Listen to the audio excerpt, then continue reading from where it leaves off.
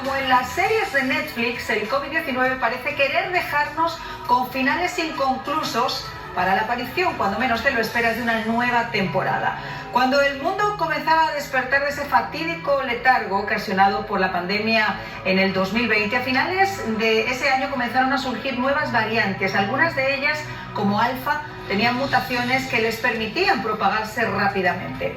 Beta tenía adaptaciones que le permitían evadir los anticuerpos, y la famosa Delta, que saltó a la fama en verano, a bombo y platillo, unió todo lo de las anteriores, resultando ser una variante mucho más agresiva, pero frenada en gran medida por el alto volumen de vacunaciones en el mundo, que aunque con menor efectividad que con las otras variantes, indiscutiblemente evitó el colapso de los hospitales y el número masivo de muertes. Ahora, cuando volvíamos a recuperar un poquito la calma, pues esta nueva mutación descubierta en Sudáfrica hace 2 meses, la Omicron, ha vuelto para robarle protagonismo y elevar los sistemas de alerta por contagiarse con una enorme rapidez, y que, aunque provoca síntomas un poquito más leves, parecidos a los de una gripe, está afectando por igual a los vacunados que a los no vacunados, llegando a la cifra récord de 1 millón de casos diarios en los Estados Unidos. Algunos estados del país han vuelto a tomar draconianas medidas, esas impuestas anteriormente con la pandemia, sin que desgraciadamente haya influido mucho en el número de nuevos contagios que sigue disparándose por el mundo. Sin ir más lejos, aquí en Miami-Dade, uno de los lugares con mayor índice de personas vacunadas del país, se ha roto el récord de contagios en el día de ayer. Sin embargo, las autoridades sanitarias han asegurado que, aunque no hay que bajar la guardia, es importante también que se explique claramente que no se trata de una variante agresiva y que no debe crearse el pánico, sino tratarla de forma responsable y racional. De hecho, la buena noticia es que el 95% de los casos son tratados en la casa, la cuarentena se redujo a 5 días y un nuevo estudio realizado en Sudáfrica asegura que las personas contagiadas con esta variante pueden desarrollar una mayor respuesta inmune y más anticuerpos para protegerse de una eventual nueva infección. Hoy en El Espejo tenemos 2 expertos para que nos ayuden a entender muchas cuestiones que desde el punto de vista médico y administrativo, a mí como a ustedes, no me quedan claras. Comenzamos.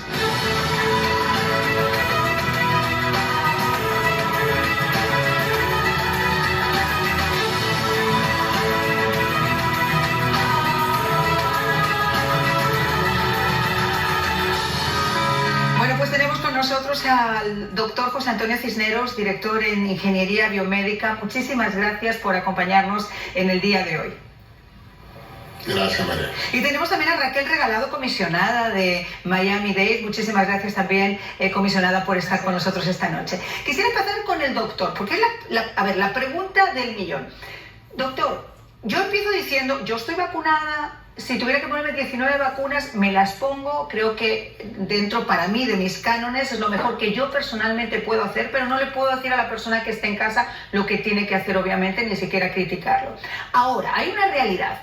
Y la realidad es que esta variante está afectando por igual a los afectados, a los vacunados, que a los no vacunados. Y cuando digo vacunados y con booster.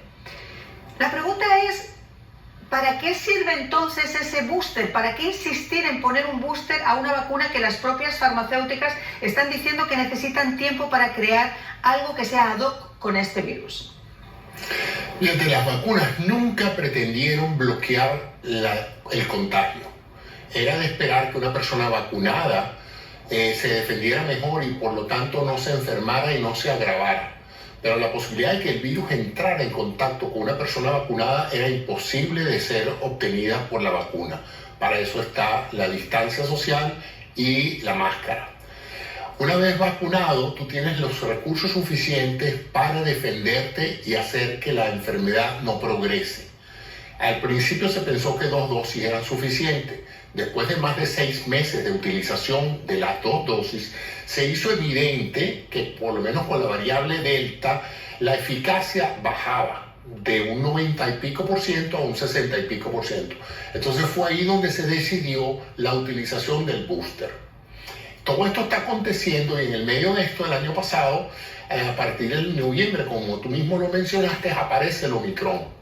El Omicron es tan contagioso que no le importa que tú hayas pasado el COVID anterior o estés vacunado. Lo que sí ha sido evidente es que las personas que han pasado el COVID anterior o han sido vacunados pasan un COVID con Omicron sumamente leve a moderado, al extremo de no necesitar hospitalización.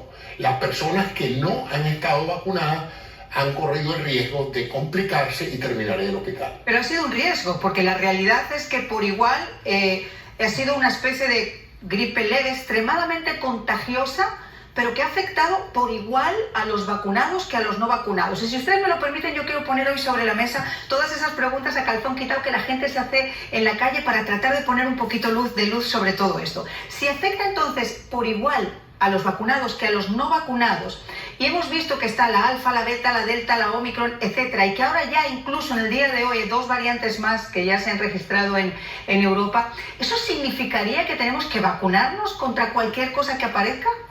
Bueno, es que hay un pequeño error. Tú dices que afecta igual a los vacunados y a los no vacunados. No los afecta, los contagia igual. Hay una gran diferencia entre la... ¿Pero los síntomas, doctor? ¿Los síntomas? Los síntomas no son iguales en las personas no vacunadas. Las personas no vacunadas y sin protección pueden complicarse con el Omicron. De hecho, hay algunas que lo han hecho. O sea, el no estar vacunado y contraer el Omicron, primero, que uno no sale a la calle decidiendo si agarra Delta o agarra Omicron. Claro. Uno tiene que protegerse para el que entre en contacto con uno y tomar el riesgo de no vacunarse, no prepararse y entrar en contacto con la variable Delta es tener un alto riesgo, porque casi hasta hace poco la mayoría de los hospitales norteamericanos con pacientes graves de COVID no habían sido vacunados. La incidencia de complicaciones y enfermedad grave en las personas vacunadas es mínima. Pero el Omicron infecta por igual a vacunados, no vacunados y a aquellos que han padecido la enfermedad. No, lo que está claro y es comprobable es que la pandemia se frenó de alguna manera gracias al volumen de personas que nos vacunamos. Eso es una realidad total y absolutamente indiscutible. Ahora, yo quiero entrar entonces a hablar con la comisionada, porque hay un pequeño problema que estamos viendo ahora, Raquel, y es que obviamente debido a que el contagio es tan grande, ha sido tan masivo, hay muchas personas realizándose estas pruebas. Las pruebas en muchos lugares te están tardando hasta 3, 4 y hasta 5 días en darte los resultados, que es prácticamente el tiempo que se ha dado para una cuarentena. Las personas que no tienen síntomas siguen haciendo su vida normal sin saber que están contagiadas y a su vez siguen contagiando. ¿Qué se puede hacer para acotar ese nivel de contagio? Bueno, primero quería mencionar algo bien rápido sobre el booster, que es importante porque la cifra que nosotros damos ahora la estamos cambiando para enseñar el porcentaje de la población que ha tomado la vacuna de refuerzo después de los 6 meses. Solamente 24% de la población del condado Miami-Dade que le toca esa vacuna la ha tomado.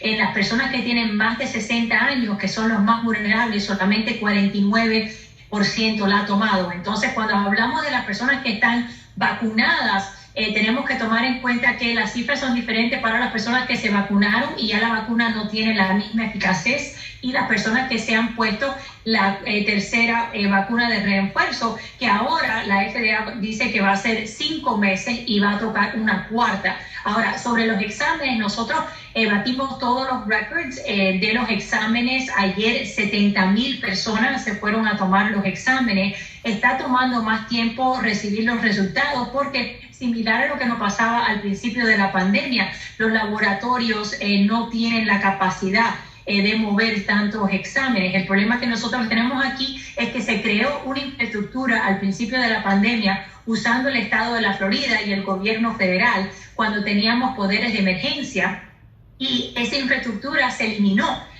cuando ya no había esa necesidad. Ahora nosotros estamos trabajando con contratistas, con compañías privadas que están haciendo estos sitios. Nosotros hemos abierto más de 30 sitios con 4 nuevos pop-ups. Tenemos 4 que están abiertos 24 horas al día, pero nunca hemos tenido tantos casos ni tantas personas que se están haciendo los exámenes. La gran mayoría de los resultados toman entre 48 horas a 36 y estamos haciendo todo lo posible para acelerar ese proceso, pero nosotros no tenemos la asistencia federal y estatal que teníamos al principio de la pandemia. Esto todo se está haciendo de una manera diferente y esa es parte de la frustración que estamos viendo, aunque estamos haciendo todo lo posible. También tengo que mencionar, estamos a una tasa de 28% de personas que se han contagiado con el COVID-19 en los últimos 7 días.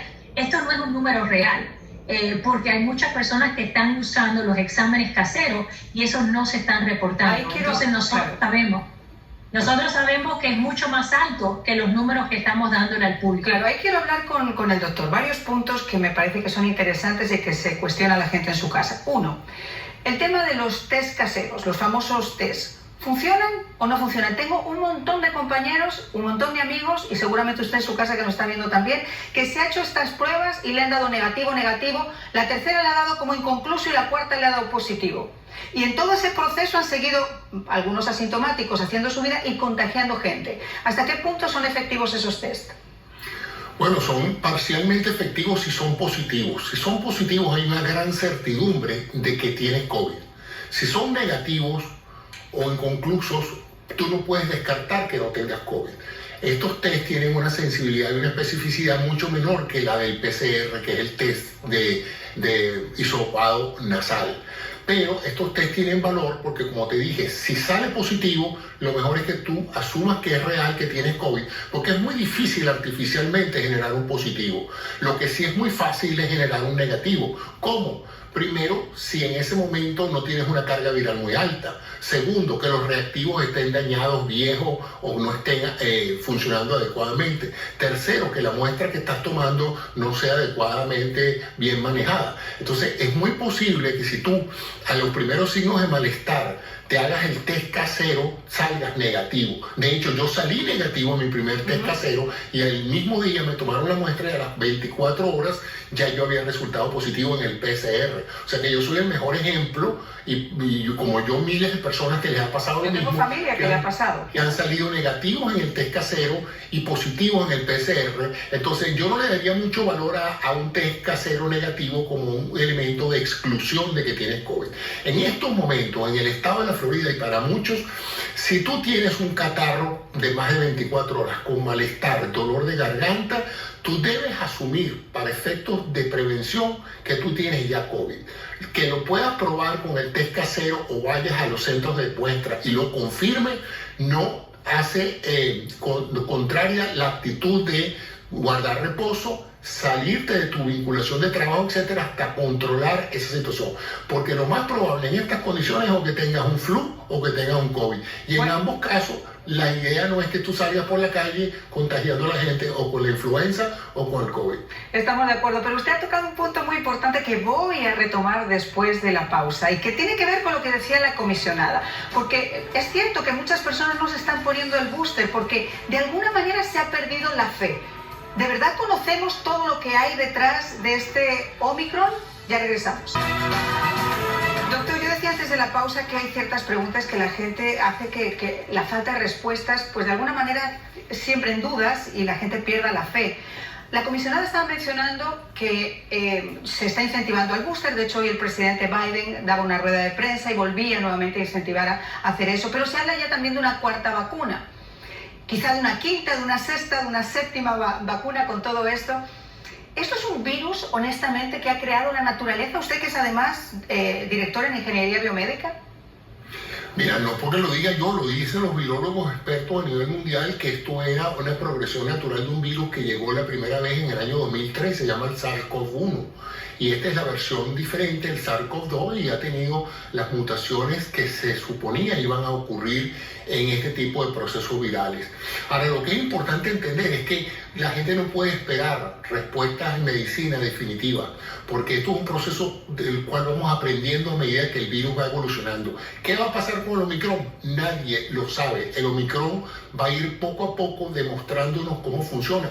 Los primeros signos fue de mucha alarma en Sudáfrica, porque se vio que se contagió muy rápidamente, mucha gente estaba positiva. Eso alarmó a las autoridades mundiales, pero fíjate, eso no se ha trasladado a los hospitales. Ya a más de mes y medio estamos viendo que el Omicron es un virus de mucho contagio, pero de poca letalidad. Muy poca gente con Omicron y bien vacunada termina yendo a los hospitales a complicarse, ¿no? Entonces, en general, estamos aprendiendo sobre la marcha y dependiendo, acuérdense que tampoco hay nada escrito de que esta sea la última variante mutante que vamos a tener. Es posible que este virus mute en una dirección u otra. Entonces, es muy importante que las autoridades se planteen esto, porque ya, por ejemplo, en el Estado de Israel, se está utilizando la cuarta dosis en algunos pacientes, tratando de prevenir complicaciones en las personas. Doctor, yo le quería... Más vale prevenir con una dosis pequeña de una vacuna a que el paciente termine en el hospital grave. Yo le hacía esta pregunta porque obviamente dentro de las leyendas urbanas y dentro de las posibilidades también, quizá por el genoma incluso que tiene ese virus y las mutaciones que ha tenido, es que esto pudiera haber sido algo que se ha hecho en un laboratorio. ¿Usted considera que esto se pudo hacer en un laboratorio? Usted es el experto. Bueno, mira, no tanto que lo diga yo, lo investigó la Comisión de la Organización Mundial de la Salud, bueno, y fue cuestionado. De la Comisión de la Salud me fío poco, pero bueno. Sí, pero luego el presidente Biden comisionó a todas nuestras agencias de inteligencia para que revisaran toda la data relacionada con esta, y tampoco hubo consenso en nuestras agencias de inteligencia de que eso hubiera podido haber sido obra maligna de un científico desquiciado. A las dos probabilidades que se han manejado es que esto saltó de un animal al humano en un mercado chino, o que esto se escapó de un laboratorio chino por un error de control.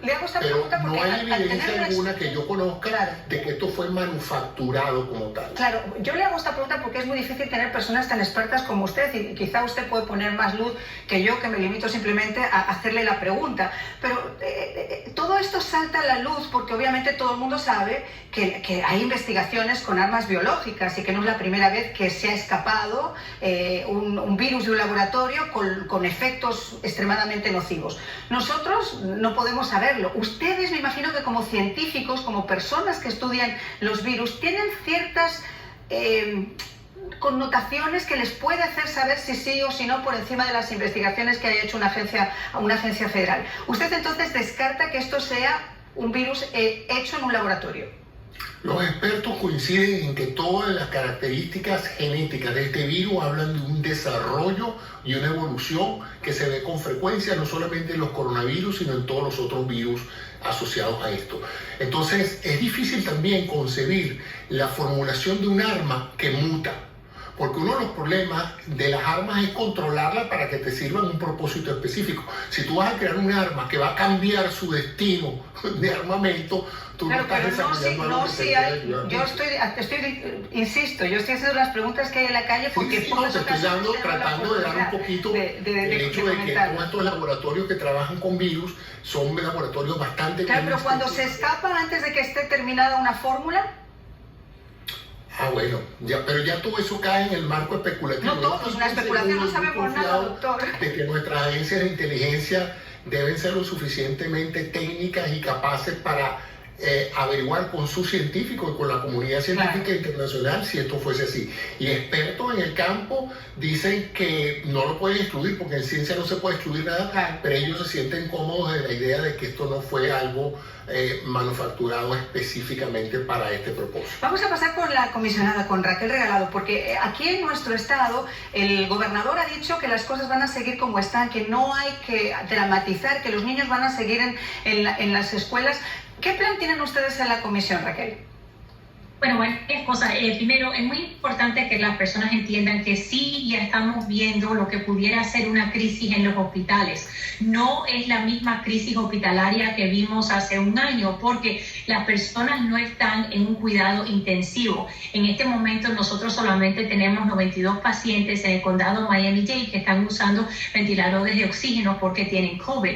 Pero dicho eso, para darle una idea de lo que está ocurriendo en los hospitales, el 31 de diciembre teníamos 348 pacientes en el sistema hospitalario de COVID, de Jackson con COVID. Esto es una diferencia. Hace 15 días antes de esa fecha teníamos 45 pacientes, entonces de 45 a 348. Ahora, lo que estamos viendo en estos casos es que 50% o más de estas personas van al hospital por otra razón y se le detecta que tienen COVID.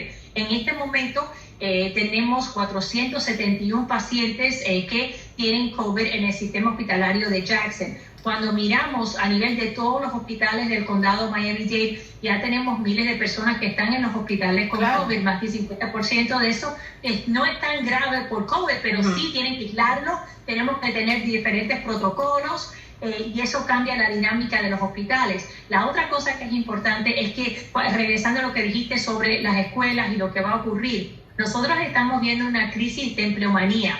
Hoy el superintendente trabajó en una aula en el condado de Miami-Dade como maestro sustituto. Hay más de 1,000 maestros que no han ido a trabajar porque o tienen COVID o están cuidando a un familiar que tiene COVID. En el condado de Miami-Dade, para que las personas entiendan el impacto que está teniendo, nosotros tenemos 159 personas que trabajan en las prisiones que están en casa porque tienen COVID. 246 policías en el condado de Miami-Dade que no están trabajando porque tienen COVID y 136 bomberos que no están trabajando porque tienen COVID. Bueno, vamos. Entonces, yo lo que quisiera ahora también, nos queda muy poquito tiempo de programa, pero quiero preguntar al doctor, ¿qué pasa con las gripes de toda la vida? ¿Y cuáles son las recomendaciones que él como experto nos hace para tratar de poner nuestro granito de arena y vencer a este invitado que insiste en tocarnos a la puerta del Ómicron? Ya regresamos. Doctor, no sé cómo va a hacer para responderme en 1 minuto y medio lo que yo le preguntaba, esas recomendaciones y sobre todo qué pasa con la gripe, que ya no se diagnostican gripe, los constipados de toda la vida. No, la gripe está ahí, es más, mucha gente está en su casa con gripe y con COVID, porque no se excluye la posibilidad de que una persona tenga una infección de ambos virus. Lo que pasa es que la gripe, mucha gente se vacuna, mucha gente está acostumbrada, ya tiene inmunología contra la gripe, o sea que es bastante factible que muchas personas pasen un episodio de gripe pensando que tienen COVID si no se hacen el test. De allí la importancia que se hagan el test para que salgan de dudas, porque los síntomas son muy similares, sobre todo con la variante Omicron. Y la pregunta es, ¿qué recomendaciones, rapidito, cómo hacemos para que este invitado nos visite lo menos posible? Bueno, mantenerse saludable, hidratarse bien, comerse, tratar de evitar el contacto con cambios de clima abrupto que usualmente afectan la vía respiratoria y hacen más factible que el virus penetre la célula del síndrome respiratorio. Alimentarse bien y evitar los abusos de alcohol, de drogas y de la comida. Pues muchísimas gracias, doctor, muchísimas gracias, comisionada. Yo me quedaría hablando con ustedes, imagínense, todo un programa más. Pero les quiero agradecer que nos hayan puesto un poquito de luz y las preguntas que también se hacen ustedes en casa. Nos vemos mañana.